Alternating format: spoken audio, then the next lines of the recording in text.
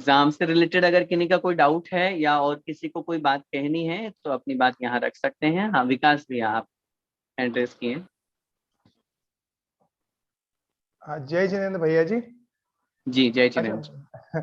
भैया जी, कल के एग्जाम का रिलेटेड ही मैं एक छोटा सा प्रश्न पूछना चाह रहा था। ये पोदनपुर किस जगह है जहाँ पे अपन लोग सुने हैं कि भरत चक्रवर्ती ने 500 धनुष का बाहुबली भगवान का वो बनाया था, जी जिन बिंब बनाया था, जिन तो बिन वो बने थे हाँ। एक्चुअली पोदनपुर एक स्थान का नाम है और ये अयोध्या के पास में ही था। वर्तमान में पोदनपुर नाम का कोई भी स्थान अगर अपन देखने की कोशिश करेंगे तो वो नहीं मिलेगा। उसका कारण ये है कि नाम प्रसंग के अनुसार बदल गए। जैसे एक एग्जाम्पल अपन समझें, आज अपन मद्रास कोई नहीं बोलता, आज अपन उसका नाम चेन्नई बोलते हैं। तो आने वाले 100 200 500 1000 सालों में तो मद्रास नाम की कोई चीज ही नहीं मिलेगी अपने को, लोग भूल जाएंगे। लेकिन इतिहास में लिखा रहेगा कि हाँ भाई मद्रास में ये चीज थी, मद्रास में ये हुआ, मद्रास में वो हुआ। आज जी इतने शहरों की इतनी जगह के नाम बदल रहे हैं, समय बदल रहा है, स्थान बदल जाते हैं। तो आज से संख्यों वर्ष पहले आदिनाथ भगवान के अगर अपन बात करें तो आदिनाथ भगवान कब हुए? आदिनाथ भगवान तीसरे काल के अंत में हुए। और चौथा काल कितना लंबा चौड़ा था? 42,000 वर्ष कम एक कोड़ा कोड़ी सागर। मतलब अच्छा। संख्यों असंख्यों वर्ष पहले वो हुए। और उस समय के जो नाम वगैरह हैं या उस समय के जो स्थान हैं, उसको अगर हम आज की दुनिया में और आज की लाइफ में उसको अगर अपन लगाना चाहें तो शायद हो सकता है वो नाम न मिले अपन को। तो 500 फुट की वो जो प्रतिमा उन्होंने बनवाई थी, पोदनपुर में उन्होंने बनवाई थी। पोदनपुर नाम का स्थान वर्तमान में कहीं अपने को देखने को नहीं मिलता है। रही बात अयोध्या की, कैलाश पर्वत की, सम्मेद शिखर जी की, तो ये नाम भी शाश्वत नाम है। और जिनको आज अपन अयोध्या सम्मेद शिखर जी कहते हैं, निश्चित रूप से यही होना चाहिए। लेकिन इतिहासकार तो इन पर भी प्रश्न चिन्ह उठाते हैं कि क्या पता कोई और दूसरे हों। इतना जरूर हमारे पास में प्रसंग मिला है 500 फुट की प्रतिमा के बारे में, 500 धनुष की प्रतिमा के बारे में, कि टर्की में एक जिन अपना जो प्रतिमा है, क्योंकि वो खड़गासन थी। अब समय काल परिस्थिति के अनुसार सब चीजें नष्ट होती ही है। आकृति तो थी नहीं, वो तो कृत्रिमित बनाई हुई थी।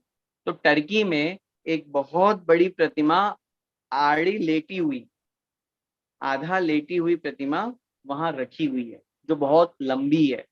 अब वो 500 धनुष का 3000 फुट की है, तो वो अब कितनी बची, कितनी खंडित हो गई है, क्या है। लेकिन ये जरूर प्रसंग अपने को पता है। और कहीं कोई टर्की या कोई मिलता है कोई प्रसंग तो टर्की है, टर्की में है, ये तो कंफर्म है। अब वो कितनी बड़ी है, कैसी है, तो वो इस तरह से उल्टी लेटी हुई तो कोई प्रतिमा के रूप में उसकी पहचान वहां जैनिज्म में जाए, जब अपन इतनी खोज करते हैं तो ही कुछ अपने को मिल सकता है। तो हो सकता है कि वो उस समय का पोदनपुर रहा हो, ऐसा अपन मान सकते ठीक है भैया जी, जय जय। हैं। जय अ, पदम पाटनी अंकल, पीके अंकल। जय जिनेन्द्र, उत्तम क्षमा।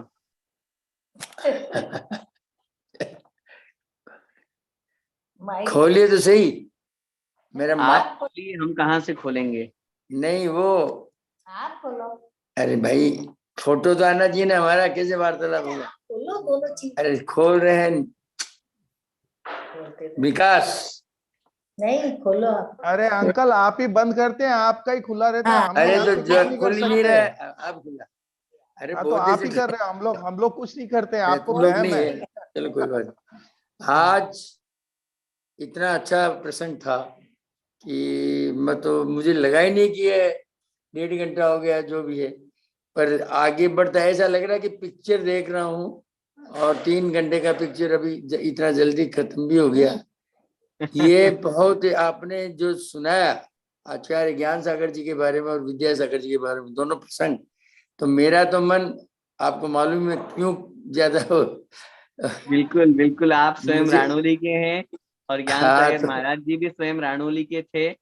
तो ये तो आपके लिए इसलिए बहुत गौरव की और बात है। मैं बहुत कोशिश भी कर रहा हूँ कि उनकी फोटो वोटो ये आए, लेकिन आपने जो बताया वो जितने भी उदाहरण दिए या जो रियल प्रसंग थे उनको बताया तो मेरे आंखों में आंसू आ गए। मैं रियल में ये सोच भी नहीं सकता कि ऐसा भी हो सकता है। हमारे तो हम चौड़े बाजार सकड़े, हमारे में इतना घमंड आ जाता है कि हम लोग तो किसी को कुछ माने नहीं। लेकिन उनका जो ज्ञान सागर जी का जो प्रसंग सुना और विद्यासागर जी के प्रति सुना, तो ऐसा लग रहा है कि ऐसा भी स्वभाव हो सकता है, ऐसे भी मनुष्य थे। वो देव रूप के थे, ये ऐसा लगता है। तो यानी दोनों का जो गुरु चेला का जो संबंध थे वो रियल में उसी गुरुकुल टाइप का एक संबंध था, और आज निभाया भी है। आज उनके भी जो चेले हैं, जितने भी मतलब मुनिवर हैं, वो भी वैसे ही निभा रहे हैं। आप भी उसी परंपरा में लगते हैं, क्योंकि आपका जो मैं बोलने की शैली लग रही थी वो वैसा ही है। इतना अच्छा ये प्रसंग और सुनाने का। और हमारा जो क्या बोलते हैं इसके लिए प्रति आज मैं बहुत आभारी हूँ विकास का। सुबह फोन आया था, विकास ने बोला आज तो आप जो बोले थे वो वाला आ रहा है। मुझे ध्यान ही नहीं है। तो रियली ये आज के प्रसंग मिलना मुश्किल है। ये जो आपने बताया, ये अगर पॉसिबल हो तो इनको प्रिंट करा सकते हैं, अगर है तो इसे करवाइए। और सबको मेरा आग्रह है कि दोनों के का जो मूक माटी है या जितने भी ग्रंथ है पढ़े। जो विद्या ज्ञान सागर जी के 17 ग्रंथ है जो आपने भिजाए थे कानोली में, उसको मिल गए हैं। जयोदय तो महाकाव्य है। हाँ, बहुत सारे महाकाव्य उन्होंने लिखे, राइट। हाँ, तो उन्होंने रिसीव कर लिया। अब कहीं भी जरूरत हो तो वापस हम लोग 17 ये भिजवा सकते हैं। ऐसा आप भी ध्यान रखिए। और मैं इस सब के सामने भी बोल रहा हूँ, जहाँ भी म्यूजियम हो या रखना हो ग्रंथमाला, तो ये ज्ञान सागर जी के लिखे हुए जो ग्रंथ है उनको मैं भेंट करूं। ये मैं अपने आप को इतना बड़ा तो नहीं समझता, लेकिन उनके प्रति मेरा छोटा सा एक भक्ति के रूप में होगा। जय जिनेन्द्र, तुम क्षमा। जरूर। कल पास करा भैया जय जिनेन्द्र भैया जी। हाँ, जय जिनेन्द्र। अच्छा, पहले चंद्रगुप्त भाई का है, उनका पहले चंद्रगुप्त। हाँ, चंद्रगुप्त भैया।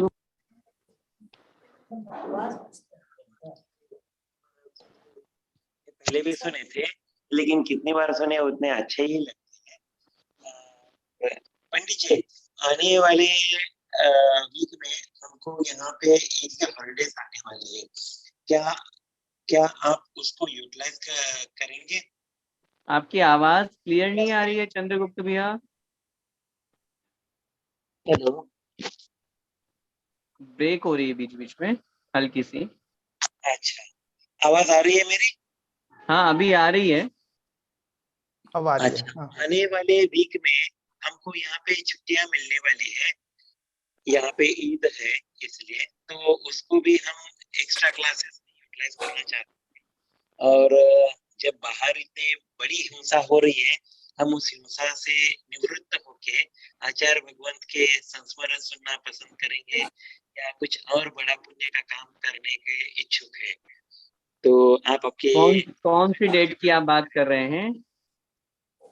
भैया जी, आने वाला फ्राइडे, सैटरडे, संडे, कोई भी दिन अगर हो सके तो बहुत बहुत, यही हमारी हार्दिक इच्छा थी। चंद्रगुप्त भाई ने भी यही क्वेश्चन रेज कर दिया है। तो भैया जी, अगर इसमें आप हमको, आपने प्रॉमिस भी किया था कि हम है ना एक्स्ट्रा टाइम देंगे, तो ये संजोग भी बन रहा है। तो अगर आप कर सकते हैं तो भैया जी बहुत अच्छा रहेगा। देखिए, एक्स्ट्रा टाइम देने का मैंने कहा था, और चल भी रहा है। लेकिन अब वो अब दे न्यूज एक्चुअली दीजिएगा। कभी, सुनिए, न्यूज कभी भी मिल सकती है। अब उस सिचुएशन में क्या कहूँ मैं। तो आज हो गई 18, okay right, Friday Saturday Sunday 24 25 26, okay ठीक है। अगर आप ऐसा कुछ कर रहे हैं तो प्लान कर लेते हैं। और बहुत बहुत बहुत बहुत धन्यवाद भैया धन्यवाद, जी। बहुत बहुत बहुत धन्यवाद। बहुत धन्यवाद भैया जी, बहुत बहुत धन्यवाद। उसमें फिर पंडित जी, ऐसा मेरा और करेंगे भी कि सवाल है। अपन जो क्लास अभी अपन भाग 2 शुरू करना चाह रहे हैं, वो फिर अभी इस वीक शुरू नहीं करके, और इस वीक को आप कोई अच्छा एक सेमिनार को सेशन नाम दे दीजिए। वो दे करके और अपन कोई अच्छे पॉइंट्स लेकर के मैं आपको शेयर कर दूंगा। तो उन पॉइंट्स पर अपन एक एक क्लास में अपन डिस्कस करेंगे। जैसे 2-3 घंटे का एक सेशन हो जाएगा।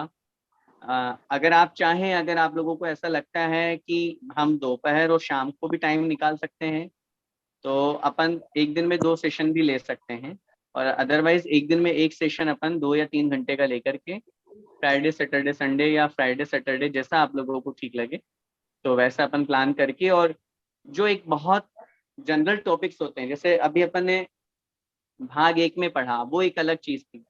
अब वही, अब वो अपन उससे अपर लेवल पे जा रहे हैं, भाग 2 पे जा रहे हैं, लेकिन उसके बीच में मैं ऐसा चाहूंगा कि बहुत सी ऐसी ऐसी बातें हैं।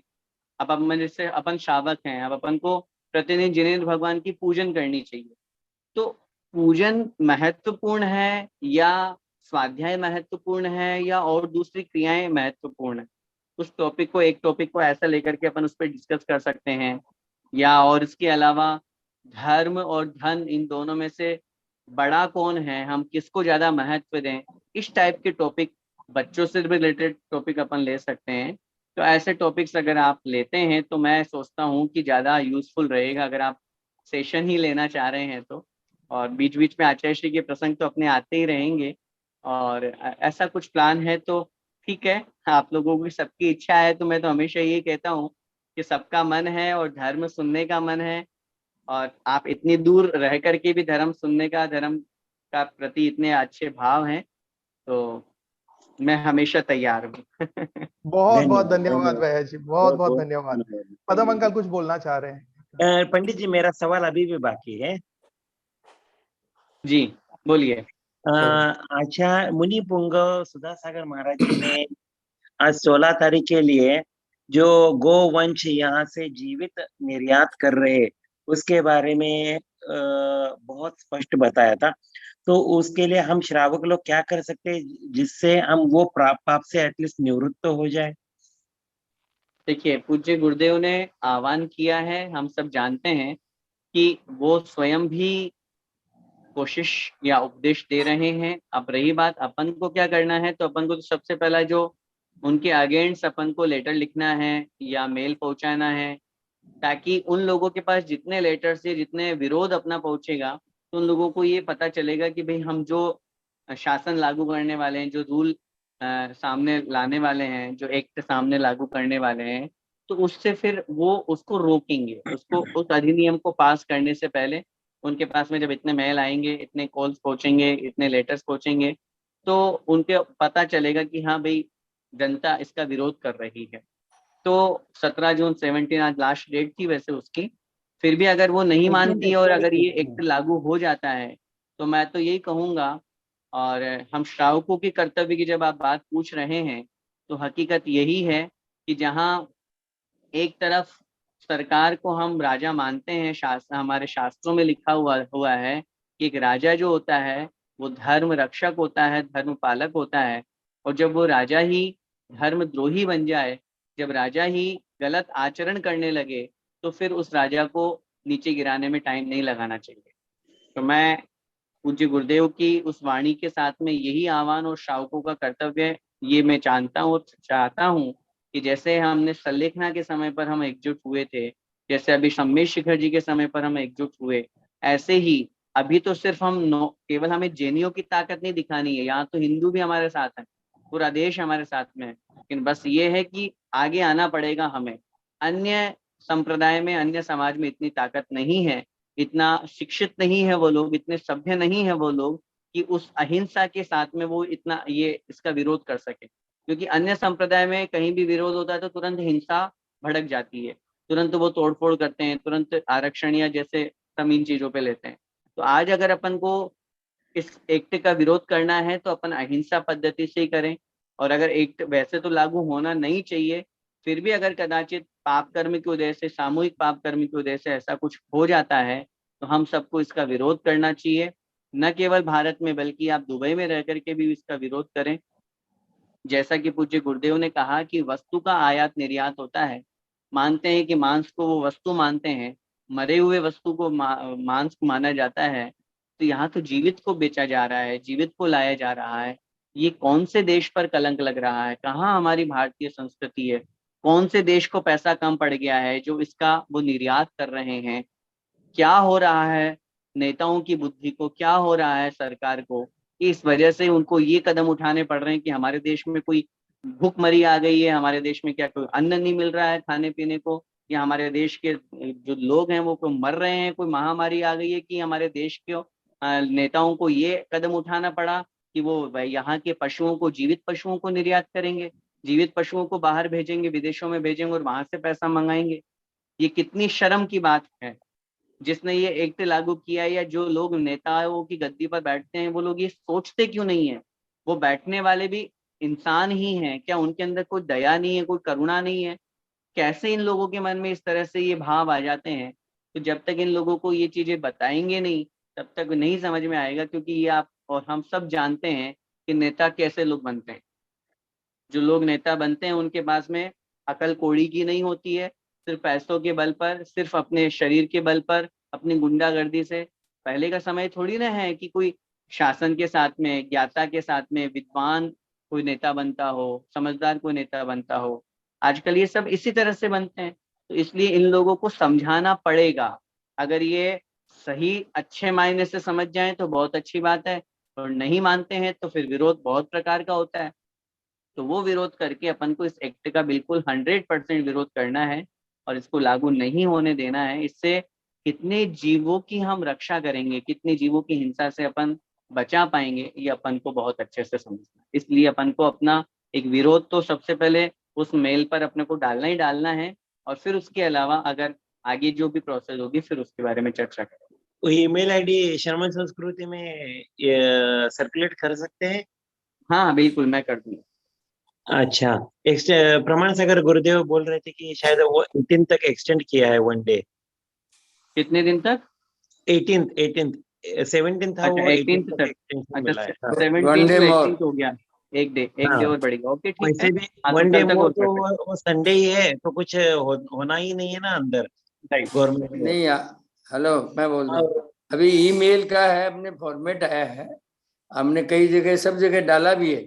अगर आप चाहो तो दोबारा डाल देते हैं उसको। मेल को अगर एक दिन बढ़ा दिया है तो आप उसमें अपना नाम, पता, एड्रेस डाल के, और वो फॉर्मेट बना हुआ ऑलरेडी कि हम लोग इसके अगेंस्ट में, वो जाएगा। बिल्कुल जितना जाए उतना अच्छा है। और आप बिल्कुल, ये मत सोचो जेएन ही डाले, कोई भी इसको कोई भी डाल सकता जो है। जो अहिंसा को मानता है वो डालेगा ही वो। बिल्कुल बट बिल्कुल। नेचुरल है वो तो। आपको देख, मैं दोबारा भेजता हूँ, और अगर नहीं है तो आपके पास है अंकल मेल आईडी वगैरह सब? है। हाँ तो आप तो डाल दीजिएगा। सर्कुलेट करे ना अंकल ग्रुप में। सर्कुलेट किया, आपने देखा नहीं लग रहा है? वापस भेजते फिर हैं। से कर दीजिए सर्कुलेट एक बार, कोई दोबारा बात देख, नहीं। मैंने देखा दोबारा नहीं है। भेज दीजिए। अच्छा, पंडित जी, और एक संस्मरण से मुझे याद आ गया। सांगानेर की जो भूगर्भ प्रतिमाएं है, आज तक जो भी मुनि महाराजों ने निकाले हैं वो सब आचार्य ही है। जैसे कि आचार्य कुंतु सागर महाराज जी, आचार्य शांति सागर महाराज जी, और भी है, उनके नाम तो मुझे याद में नहीं है। एकमेव मुनि है, मुनि पुंगव सुधा सागर महाराज जी, जिन्होंने इतने समय तक के लिए निकाला, और जो आचार्य भी नहीं है। तो उनमें ऐसे क्या खूबियां है, या ये है कि इतने समय तक निकाल के गिनीज वर्ल्ड रिकॉर्ड भी किए, इतना बड़ा क्यू भी करवा के, उनमें बहुत बहुत कुछ ताकत, मतलब सुपर पावर दिखते हैं उनमें भी। समझ गया मैं आपकी बात। देखिए पहली बात तो ये पॉइंट आप समझिए कि भूगर्भ की प्रतिमाओं को निकालने के लिए ये कोई रूल नहीं है कि सिर्फ आचार्य ही निकाल सकते हैं। फर्स्ट पॉइंट, क्योंकि भूगर्भ की प्रतिमाओं को निकालने के लिए एक साधक की आवश्यकता होती है, और साधक जरूरी नहीं है कि आचार्य पद से सुशोभित हो। मुनि अवस्था में भी अगर कोई बहुत अच्छी साधना कर रहे हैं तो साधना के साथ में भी वो प्रतिमाओं को निकाल सकते। रही बात, इट्स ट्रू कि पूज्य गुरुदेव सुधा सागर महाराज जी में बहुत सारी सुपर पावर्स, अपने अपने लैंग्वेज में सुपर पावर्स बोल रहे हैं, और होता भी है, और अद्भुत शक्तियां हैं उनमें, और उसके माध्यम से वो इतनी धर्म प्रभावना हो रही है, यहाँ यहाँ ऐसे ऐसे चमत्कार होते हैं। तो वो उनकी साधना का ही परिणाम है। और मैं चंद्रगुप्त भैया को यही कहूंगा कि जैसे आचार्य श्री के संस्मरण के लिए आपने मुझे बहुत पहले याद दिलाया था, तो आज वो प्रसंग घटित हुआ। तो ऐसे ही मुझे लगता है आप पूज्य गुरुदेव सुधा सागर महाराज जी के बारे में भी सुनने के बहुत इच्छुक हैं। तो कभी मेरे आगे मुंह की प्रसंग बात आएगा मेरे तो मुंह की उनके बात बारे छीन में ली भी आपको आपने। बताएंगे, उनके जीवन की भी बहुत सी ऐसी प्रसंग, ऐसे संस्मरण, ऐसी घटनाएं जिनको सुनने से हमें उनसे भी बहुत प्रेरणा मिलेगी। तो जब समय आएगा तो उनके बारे में भी बताएंगे। लेकिन आज तक कोई आचार्य के अलावा कोई ने किसी ने भूगर्भ हाँ, से पहले प्रतिमा के नहीं जो निकाली हैं ना। वो पहले के आचार्य थे। अभी ये मुनि महाराज, हाँ इतना जरूर उसमें वो महाराज जी पूज्य गुरुदेव कहते हैं कि जो नीचे भूगर्भ में जाने वाले हैं वो सब बाल ब्रह्मचारी ही होने चाहिए। इतनी तो महत्वपूर्ण कठोर साधना तो आवश्यक है। जो बाल ब्रह्मचारी होंगे वो ही नीचे जाके प्रतिमाएं निकाल पाएंगे, अन्य और कोई मुनि महाराज, वस्त्रधारी कोई नहीं जा सकते, कपड़े पहने हुए वहां तक नहीं जा सकते हैं। तो ये कुछ उस गुफा के या वहाँ के रूल्स भी हो सकते हैं, क्योंकि देव यक्ष रक्षित है, देवतागण निवास करते हैं। वो जो मंदिर है वो मंदिर नीचे 5 मंजिल है, पुराने समय का बना हुआ मंदिर है वो। तो उसके बारे में भी कभी अपन प्रसंग में पढ़ेंगे कि कैसे वो अंदर ही अंदर, क्योंकि पुराने समय में बावड़ियां हुआ करती थी, और जब औरंगजेब आदि का शासन आया तो इन प्रतिमाओं को सुरक्षित करने के लिए बहुत लोगों ने गड्ढा खोद करके भगवान को अंदर गाड़ दिया, क्योंकि वो सब प्रतिमाओं को तोड़ रहा था, प्रतिमाओं को तोड़ रहा था, मंदिरों को तोड़ रहा था। बहुत लोगों ने प्रतिमाओं को बावड़ियों में, कुओं में डाल दिया। बहुत लोगों ने पूरे के पूरे मंदिर को ऊपर से ढक दिया, मिट्टी डाल दी पूरे के पूरे मंदिर पे। तो ये सारे के सारे प्रसंग हुए। तो ये 5 मंजिल नीचे है, तो वो सारी की सारी पहले की रत्नों की प्रतिमाएं, प्राचीन प्रतिमाएं हैं, वो सारी की सारी प्रतिमाएं वहां रखी हुई है। वर्तमान में अब चूंकि उनकी सेवा पूजा सामान्य रूप से देवता आदि तो कर ही सकते हैं, व्यंतर आदि देव हैं, भवनवासी देव हैं, ये सब वहां निवास करके उनकी रक्षा भी करते हैं, उनकी पूजन अर्चन भी करते हैं। हमेशा के लिए उनको बाहर नहीं निकाल सकते, क्योंकि उनकी एक अलग शक्ति है, अलग उनकी आभा है। उन देवों से वहां आज्ञा लेकर के संकल्पबद्ध होकर के आना पड़ता है। वो सारी की सारी चीजें साधना के लिए आवश्यकता हो, उसके लिए साधना आवश्यक होती है। और ऐसा जरूरी नहीं है कि पूज्य गुरुदेव सुधासागर महाराज जी ही भविष्य में निकालेंगे, कोई भी साधक निकाल सकते हैं। लेकिन जैसा गुरुदेव ने कहा कि बाल ब्रह्मचारी होना चाहिए, वस्त्रधारी नहीं होना चाहिए, ये 2-3 नियम उन्होंने बताए। कमेटी वगैरह जब चाहे तो उस हिसाब से गुरु से आज्ञा लेकर के गुरु के सानिध्य में, निर्देशन में उन प्रतिमाओं को पब्लिक के दर्शन, पूजन, अभिषेक आदि के लिए उनको दर्शन के लिए निकाल सकते। ठीक है पंडित जी, अंतिम प्रश्न, जो आने वाले अगले वीक में जो छुट्टियां हमें मिलने वाली है, जो प्रसंग है उसका पाप का हिंसे के भागीदारी हम श्रावक लोग न हो जाए, इसलिए हमें क्या करना चाहिए? देखिए, आने वाले प्रसंग में तो इतने अच्छे दिन आपके आ रहे हैं। 23 तारीख को आचार्य श्री का दीक्षा दिवस है, और फिर आप फ्राइडे सैटरडे की आपने बात करी, तो 24 और 25 अपना इतना अच्छा दिन है कि आपने सेशन की बात करी, और संयोग से चलो वो सेशन भी आप लोग अटेंड कर लेंगे 2-2, 3-3 घंटे का। तो समय का सबसे अच्छा सही सदुपयोग वहां पर अपना होगा। और रही बात ईद आदि का, ये जो अवसर हुआ करता है, क्योंकि आप सब लोग अरेबियन कंट्रीज में हैं और वहाँ तो इन सब चीज़ों का थोड़ा बोलबाला ज़्यादा ही है, तो आप तो बस भगवान से यही प्रार्थना करें। सबसे अच्छी साधना और सबसे अच्छी भावना तो ये है कि जो लोग कर सकते हैं, क्योंकि मैंने एक बार पूज्य गुरुदेव को देखा कि ईद के दिन उनका उपवास था। तो मैंने महाराज जी को पूछा, मैंने कहा महाराज आज तो अष्टमी भी नहीं है, चतुर्दशी भी नहीं है, आपने उपवास क्यों किया? फिर उन्होंने कहा आज लाखों पशु काटे जाएंगे, निरीह प्राणी मरेंगे, उनकी चीत्कार सुनते हुए मैं आहार कैसे ले सकता? ये उनके भाव इतने अच्छे करुणामय थे। तो अगर कोई कर सकता है तो उपवास करे, नहीं कर सकता तो एकाशन करे, नहीं कर सकता तो कम से कम बाहर का फास्ट फूड और ये बाहर का मार्केट का तो खाना छोड़े, और भगवान से यही प्रार्थना करे, ये प्रार्थना जरूर करे। और उस दिन शांति धारा में ये जरूर बोले कि भगवान, सब मूक प्राणियों का आत्मा को शांति मिले जिनका आज वध हो रहा है।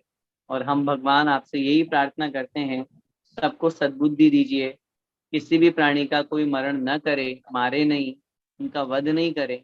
अपने आप उनकी आयु पूरी होने के बाद वो जाएं, वो अलग बात है, लेकिन कोई किसी को मारने वाला, जब जब कोई किसी को जन्म नहीं दे, मतलब जब जब कोई किसी को बचा नहीं सकता है तो कोई किसी को मार कैसे सकता है? मारने का अधिकार किसने दिया है? फिर भी ये लोग अपना अधिकार समझ के इनको मारते हैं। भगवान यही प्रार्थना इन सबको सद्बुद्धि दे, उनके प्रति द्वेष भाव नहीं रखें, सामान्य भाव रखते हुए भगवान से यही प्रार्थना करें। और जितना हो सके अपने आप को उस दिन थोड़ा संयमित रखने की कोशिश करें, ताकि पूरे वातावरण में जो आबो हवा में उनके जो कण हैं, गंदगी के कण हैं, मांस के कण हैं, वो जो बिखरेंगे वो कहीं ना कहीं हमारे भोजन पान आदि में भी आएंगे, उससे अपन बचने की थोड़ी सी कोशिश। बहुत बहुत धन्यवाद पंडित जी। पुनीत जी बैग। जय जिनेन्द्र पंडित जी। जय जैन भैया।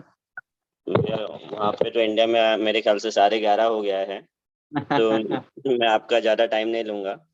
एक छोटा सा निवेदन है कि ये जो अभी इसके लाइव एक्सपोर्ट की जो बात हो रही थी, एनिमल लाइव एक्सपोर्ट की जो नया विधेयक आया है भारत सरकार के द्वारा, इस पे मेरी चर्चा भी हो रही थी और कुछ लॉयर से भी मैंने बात किया था और कुछ हिंदू समाज और जैन समाज के लोगों से भी बात हुआ था।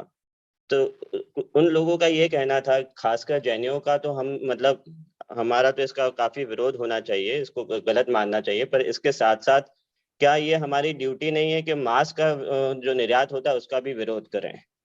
क्योंकि अगर हम लाइव एक्सपोर्ट का विरोध कर रहे हैं, मतलब वो जानवरों को अभी हाल हमारे देश में मारा जाएगा और अगर लाइव उनको बेचा जा रहा है तो उनकी मृत्यु करीबन 10-15 दिन से टल जाती है। राइट, ठीक है ना? बिल्कुल ठीक।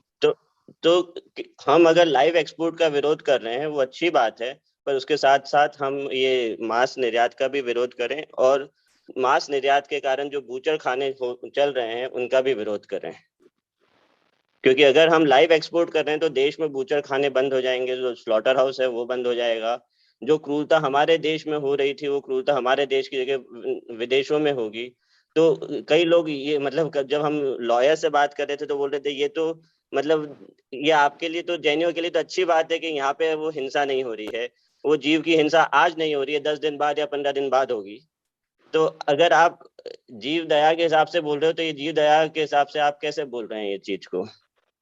ठीक, बिल्कुल ठीक है। पुनीत भैया का कहना बिल्कुल ठीक है, और जैसा आप कह रहे हैं निश्चित रूप से, देखिए मैं मानता हूं कि आपका कहना या जिनसे भी आपकी चर्चा हुई उन्होंने आपको सही सजेशन भी दिया और सही बात भी बोली, लेकिन एक होता है कि किसी भी चीज का अगर अपन एक साथ सारी चीजों का विरोध करेंगे तो कहीं ना कहीं अपन आज गवर्नमेंट की स्थिति को देखते हैं, क्योंकि बहुत बार इन प्रसंगों पर हमारी भी चर्चा हुई है कि क्यों देश में मांस निर्यात होता है, क्यों इस तरह से होता है। तो आज हम सब चाहते हैं कि अंडा मांस मछली बंद हो जाए, जितने भी ये शराब के ठेके हैं सब बंद हो जाए।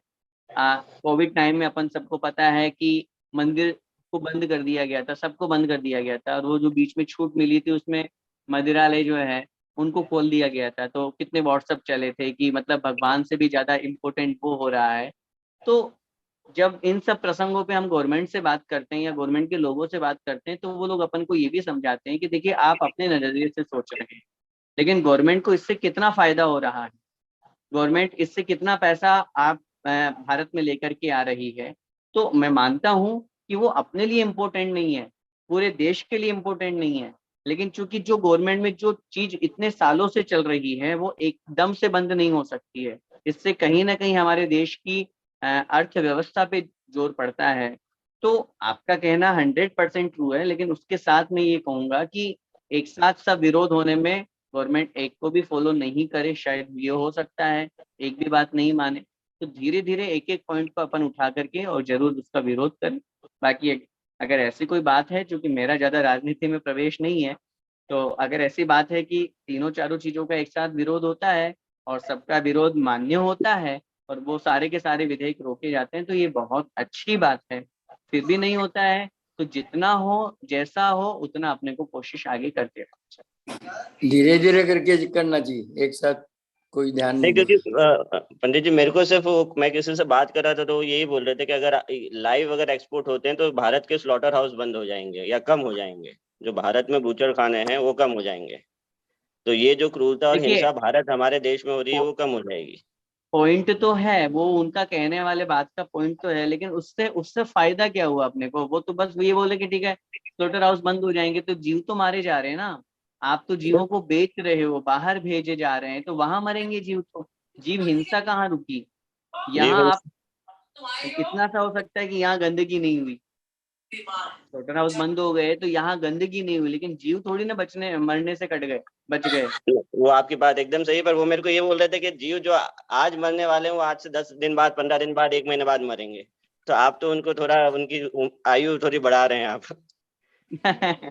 आयु नहीं बढ़ा रहे हैं और उनका अकाल मरण करा रहे हैं, उन पे गौर नहीं करते। ऐसा नहीं है। उसमें तो फिर अपन यही बोलेंगे कि आज अगर किसी इंसान को मरना है तो अपन ये थोड़ी ना कहेंगे ठीक है तुम बाहर चले जाओ, 15 दिन बाद में उसको वहां मार देना। तो वो कहीं ना कहीं ठीक है, वो उन व्यक्ति का अपना व्यू हो सकता है, लेकिन अपन धीरे धीरे सब चीजों का विरोध करके, देखिए मैं फिर वही बात कहूंगा कि गवर्नमेंट के व्यू से अगर अपन देखेंगे या किसी गवर्नमेंट अधिकारी के से बात करेंगे जिनके पास ये सारे के सारे इनके पास पूरा वो होते हैं, रूल्स रेगुलेशन आंकड़ा होता है, तो उसके माध्यम से वो सब ये बोलते हैं कि हमें गवर्नमेंट को इतना इनकम होता है, इतना ये होता है, इतना ये होता है, तभी तो आज ये सारा का सारा विकास हो रहा है। तो वो सारी की सारी चीजों को सोच करके फिर आगे बढ़ना चाहिए, मैं समझ। ठीक ठीक ठीक ठीक है। जय जिनेन्द्र पंडित जी। जय जिनेन्द्र, तुम क्षमा। जय जिनेन्द्र पंडित जी। अब चलिए बस पंडित आज जी के हम लिए लोग इतना को, ही। हाँ हम हाँ। लोग को बस बेस्ट ऑफ लक दे दीजिए कल के लिए। हाँ बिल्कुल बिल्कुल, मैं भूल गया, इसी प्रसंग में रह गए। विकास कल आप भैया, सब लोगों आपका का भी सभी एग्जाम का है। धन्यवाद। एक्चुअली आपने ना एक भी मौका नहीं छोड़ा है हमें कि कोई कंप्लेंट करे कि हमारे पास ये नहीं है, बुक नहीं है, कुछ वीडियो नहीं है। आपने सबके सब शंका समाधान की जो शंका है वो भी पूरे एक्सेल सीट में लगा के उसका लिंक भी दिया है प्रॉपर, तो कोई चांस नहीं है कंप्लेंट करने का। इसीलिए बहुत बहुत धन्यवाद। पूरा बिल्कुल बिल्कुल। आप ये आप लोग का पुण्य का निमित्त से हम लोग कुछ छोटा सा एफर्ट ले पा रहे हैं। पाटनी अंकल हम लोग को पूरा सपोर्ट करते हैं, पूरा समाज हम लोग को पूरा सपोर्ट कर रहा है, पूरा टीम हमको सपोर्ट कर रही है। सबके तरफ से बहुत बहुत धन्यवाद, बहुत बहुत धन्यवाद। बिल्कुल। और अनुमोदन। कल का एग्जाम बहुत नजदीक है, कल ही एग्जाम है। आप सब लोगों को ऑल द वेरी बेस्ट और अग्रिम बधाई, और बहुत अच्छे से एग्जाम देना है। और जैसे वही बात है, जनरल सी की टीचर को बड़ी खुशी मिलेगी जब 100% रिजल्ट आएगा। तो मैं वही एक्सपेक्ट कर रहा हूँ आप सभी लोगों से कि कल के लिए तैयार हो जाइए मैदान में अच्छी जंग लड़ने के लिए, और बहुत अच्छे से आप सब लोग भगवान को याद करके, चीटिंग किसी को नहीं करना। देखिए टाइम एक तो बहुत कम है आप लोगों के पास में, और धर्म के मामले में अगर आप चीटिंग करेंगे तो मैं पहले पढ़ा चुका हूँ कि आपको ज्ञानावर्ण कर्म का बंद होगा, और जो ज्ञान, जो नॉलेज, जो मेमोरी अभी है वो भी गायब हो जाएगी। ये हकीकत है, इसको आप धमकी मत समझिए। डरा अगर दिया। आप धर्म के नॉलेज में चीटिंग करोगे तो जो अभी याद करने की स्मरण शक्ति है वो भी खत्म हो जाएगी। फिर मुझे मत कहना बाद में, क्योंकि मैं कल सुबह शांति धारा में भगवान से प्रार्थना करने वाला हूँ। तो इसलिए आप सब लोग बहुत ईमानदारी के साथ में पेपर दें। रजिस्ट्रेशन जिन्होंने करा लिया है, आज रात 10 बजे तक ओपन है। आज रात 10 बजे तक ओपन है भैया जी। और एक और हम लोग अनाउंस नहीं कर रहे थे, बट हम लोग का जो गिफ्ट है, जो प्राइज है भैया जी, आपने जैसे सुझाव दिया, जैसा दुबई जिस चीज के लिए फेमस है, तो हम लोग भी गिफ्ट भी है ना सोना और चांदी में ही देंगे। चाहे क्वांटिटी 19-20 हो, बट उसी में हम लोग देने का ट्राई करेंगे, ताकि सबको अच्छी तरह से पूरा का पूरा मतलब जेन्युइन मोटिवेशन रहे। हाँ तो बिल्कुल बिल्कुल, उसमें कमी क्या है जब सब लोग इतने बड़े बड़े महान दान दातार बैठे हुए हैं, सब लोग इतने अच्छे श्रेष्ठी हैं, और दुबई नगरी में बैठे हो हैं, तो उसमें कमी का होने का सवाल ही नहीं है। ये तो बहुत अच्छा। कतर से भी गिफ्ट का स्पॉन्सर्स है हमारे अच्छा, यहाँ बहुत से, अशोक जी भाई है, हम लोग है, सब बहुत लोग मिलकर, राइट। तो बहुत अच्छी तरह से सब कुछ हो रहा है भैया जी। आपका आज सानिध्य मिल रहा है, और अब हम लोग बस वही है कि एक स्टेप हम आगे बढ़े। अब हमारा भैया जी सब लोग का भाव भी बनेगा, सबका और बढ़ेगा, तो बस ये बढ़ते चले, बिल्कुल कंटिन्यूअसली बिल्कुल, बढ़ता ऐसे ही रहे भाव बस। बनाते चाहिए। और जो अपन ने ये एक सेशन एंड कर रहे हैं अपन, हो रहा है, उसको अपन और आगे कंटिन्यू करेंगे। जी जी आगे कंप्लीट हो रहा है, फिर भाग 2 आदि पढ़ेंगे, फिर 3 पढ़ेंगे, और पढ़ते रहे। मैं तो ये चाहता हूँ कि क्लास बंद ही नहीं हो, चाहे कहीं पे भी रहे। जब हमने ये सोचा है कि जब हम चाहे बिल्कुल अभी महाराज जी के चले गए, चाहे हम तारंगा जी चले गए, चाहे हम बड़े बाबा के जा रहे हैं, यात्रा में हैं, तो भी एक आध दिन, चाहे पहले सैटरडे का संडे हो गया, तो जब वो चल रहा है अपना सब, तो अपन क्यों बंद करेंगे। बिल्कुल तो ये बिल्कुल हमेशा ही भैया चलती रहे, जीवन भर चलती रहे, हम तो ये चाहते हैं। और बिल्कुल। सबका इसके निमित्त से कल्याण हो, अपन इससे कुछ सीख पाए। और आप ये नहीं समझिएगा, सब लोगों से मैं कहूंगा कि मैं आपको पढ़ा रहा हूँ, बिल्कुल नहीं, गलत धारणा है आपकी। मैं आप लोगों से पढ़ रहा हूँ। इसके निमित्त से मेरा स्वाध्याय हो रहा है, मेरा शुभोपयोग हो रहा है, मेरा भी समय का सदुपयोग हो रहा है। तो बहुत अच्छा है, सब लोगों का भाव भी बहुत अच्छा है। सब लोग फिर से बहुत अच्छे से भाग 1 का स्वाध्याय करें। बहुत बहुत शुभकामनाएं, ऑल द वेरी बेस्ट। सबको एग्जाम देना है और अभी भी आधा घंटा आप लोगों के पास में दुबई के अकॉर्डिंग, टाइम के अकॉर्डिंग GCC के। तो आप लोग जिनने रजिस्ट्रेशन नहीं कराया है, आप रजिस्ट्रेशन करा लें और बहुत अच्छे से एग्जाम दें और फिर उसके बाद में अपन आगे और प्लान करें। जय जिनेंद्र भैया जी, जय जिनेंद्र भैया। जय जिनेंद्र उत्तम क्षमा। क्या वाणी के ज्ञान ते तुझे लोकालो, वाणी वाणी भारती तो जपू दिन रे, जो तेरा शरणा गए सो पावे सुख चैन। देख भजू अरिहंत को गुरु सेवा निर्ग्रंथ, दया धर्म पालो सदा, यही मोक्ष का पंथ नो वर्ण।